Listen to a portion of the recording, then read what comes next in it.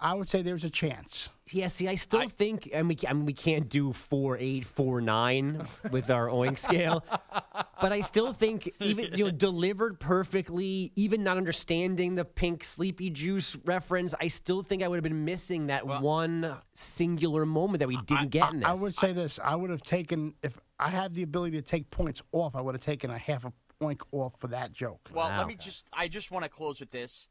I think the mortality of Pat Boyle helped me here this morning. I think that watching Pat Boyle do this too much, get too many reps to the point he was exposed a little bit, not living up to his promises, realizing he is a mere mortal and not just, king of the oinks, let's get porked, I think calmed me down a lot today. I felt no pressure today. So I'm going to come out, I'm going to just do my work. And the crew is going to like it, and that's it. And I think that you guys missed me a little on Bacon here. Here we go. I don't think we missed you, but I think we make a very salient point here. And that is, when you were up against Pat Boyle in a home run hitting competition, basically, you're swinging out of your shoes. Everything is a big swing, swinging for the fences. When you saw him falter, and for those that don't know, he guaranteed a perfect Canadian Bacon last week. He said, in fact, it was going to be the greatest bacon ever, and then completely imploded. It was a disaster. He didn't even finish it. What it allows you to do is just go out there and hit a couple of doubles. You're going 3 for 3, 4 for 4. You're driving runs in, but you're not swinging out of your cleats. And so you were very comfortable today, and the script was very good, and you didn't go for the wow moment. And I think maybe that did help you here.